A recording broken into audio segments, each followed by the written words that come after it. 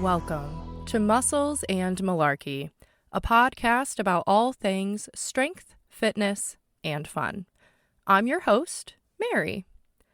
Today, I want to go over a few things in regards to managing the holiday season that is coming up.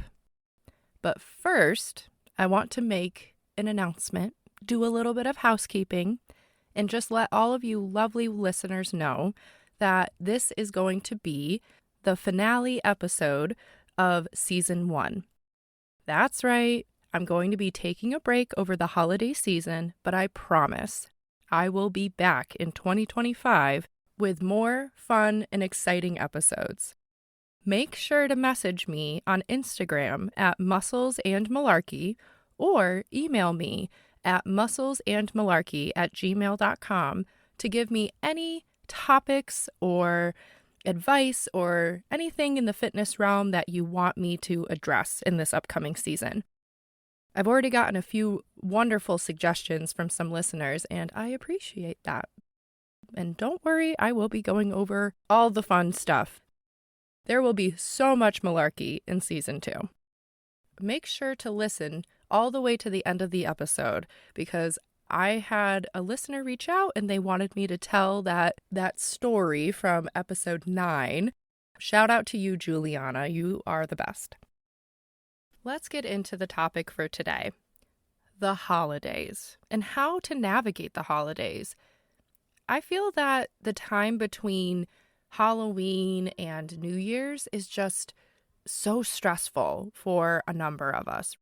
We're thinking about presents, we're thinking about food, we're thinking about family, we're thinking about all of those dynamics. Maybe you have to travel.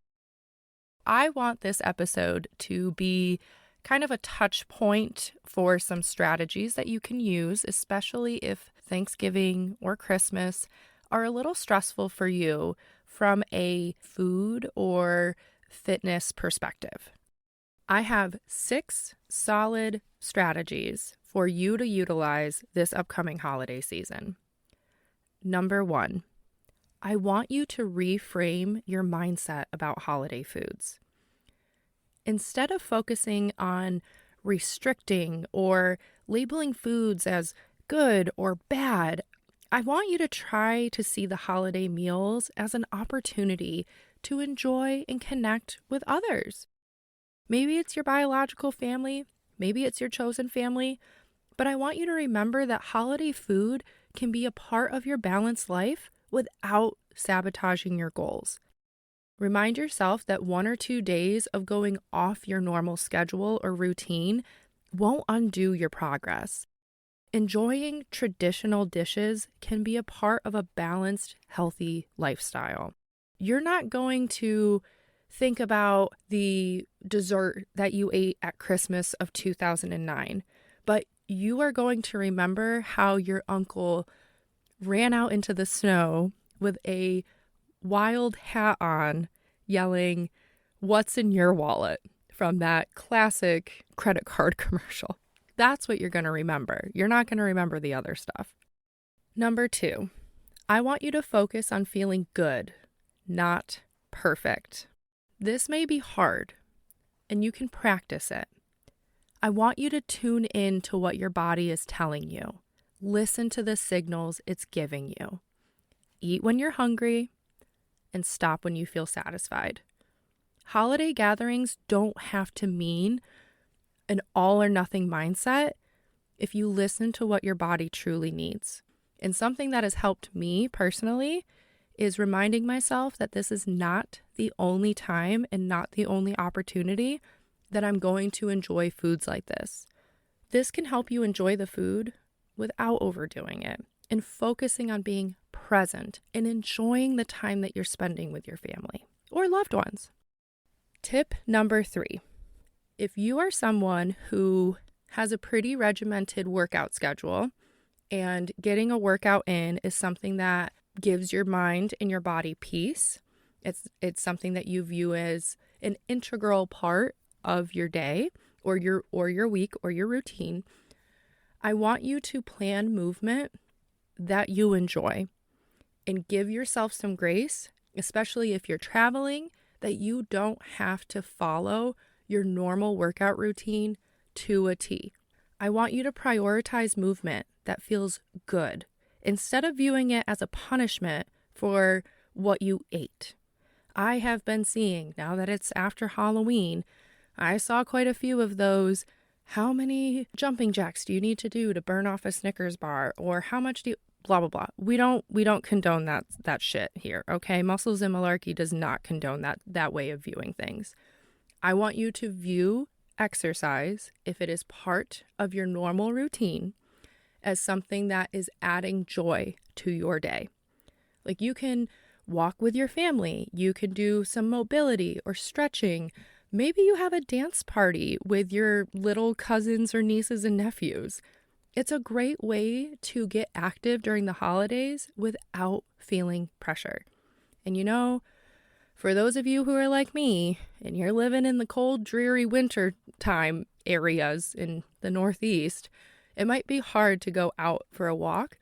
But I will say, I started doing that with Thanksgiving and Christmas just to get outside and get some fresh air. Taking 5 minutes, going outside, taking some deep breaths, and just maybe doing a little bit of movement helps more than you think it does. Number 4.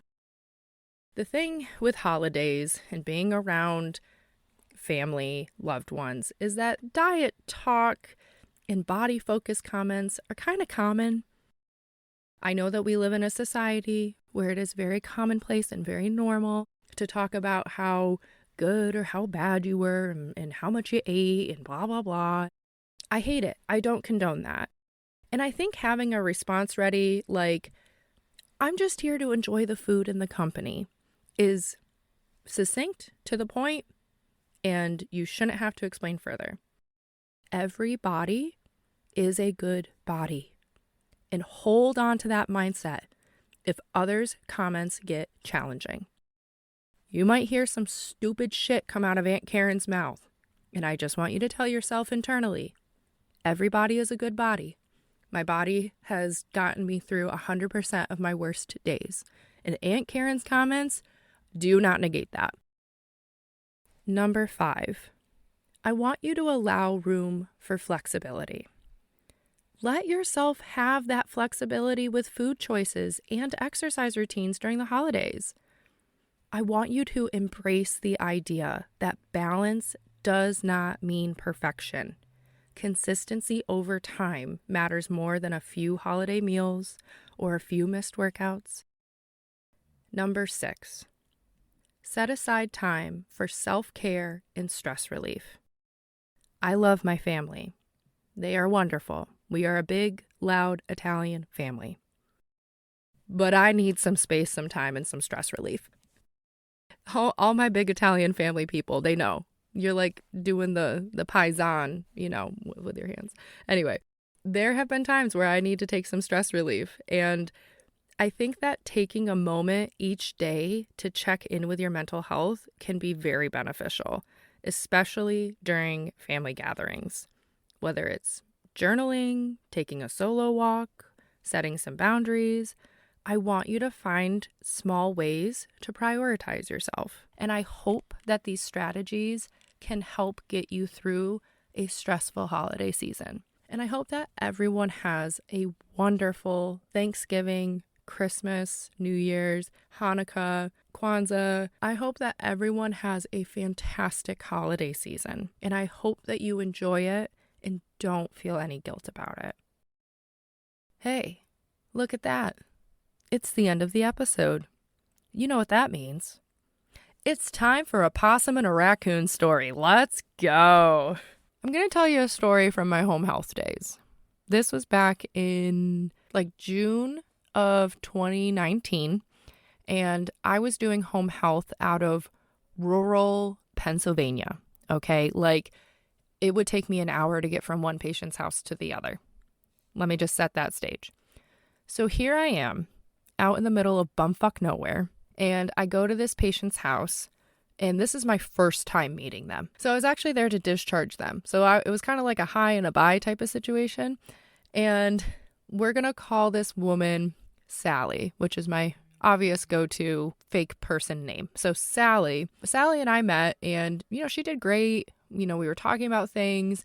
She has some grandchildren. Her son lives next door, and they have a farm. They have a little beef farm that, the son takes care of, and she just kind of enjoys seeing the animals. So I say goodbye to Sally. I'm like, awesome. I'm never going to have to see you again. Enjoy the rest of your life. Okay, bye. And I pull out of the driveway and I go into the dirt road. And what is in front of me but a possum and a raccoon fighting in the middle of the road? I have a video of it. It's actually quite a cinematic masterpiece. But this poor raccoon has blood on its face. It has one paw, it's limping off of one paw. The possum is just, doing its possum thing and looks all scary and whatnot. I start driving up closer to the possum and the raccoon, and they are not stopping. They do not give a fuck that there is a car in the middle of the road. Okay, so the possum and the raccoon, they go out, they dramatic fight in the middle of the road. The raccoon's getting a couple punches in, the possum's fighting back, they're going back and forth, and I'm just inching the car forward. I'm like, will these freaking animals get out of the road? I don't know. So finally, the possum gets after the raccoon and they run in to the barn, and it's open right to the road. Remember, rural PA, people can do this here. So I think about how Sally just told me that she has grandchildren that like to go out and play. And I think to myself, oh, fuck, that's not good, because you shouldn't see either a possum or a raccoon out at 11 o'clock in the morning, because they're probably rabid. So then I think to myself, well, I guess I have to call Sally back after leaving her house and never seeing her again. So I was like, hey, Sally. She's like, yes, what's going on? And I said, I just wanted to let you know, as I was leaving your house, I saw this possum and raccoon fighting out in the middle of the road. And she goes, oh my God, again? And I just sat there, and she's like, don't worry, I'll have my son take care of it. And she just hung up the phone on me. So I was like, again? Freaking again? Ma'am, how many times has this happened? These are the questions I will never have answers to. It was in that moment I thought to myself, wow, they did not teach me this in OT school. So that is the possum and raccoon story, Juliana. There you are. You are welcome. Thanks for asking me to tell it, because it is one of my favorites. And I have so many healthcare related stories, gym stories. Oh my God, maybe I should start a podcast. See, that was a funny joke. That was funny. Okay. All right. I hope everyone has a wonderful and safe holiday season, and I look forward to seeing you next year. If you have any fitness-related questions that you want help with, send me a DM on Instagram at Muscles and Malarkey, or email musclesandmalarkey@gmail.com. Please follow, like, rate, comment, and share. I would love to hear your feedback. Yeehaw and yee claw. And don't worry, you might just see me a little sooner than 2025. Just saying.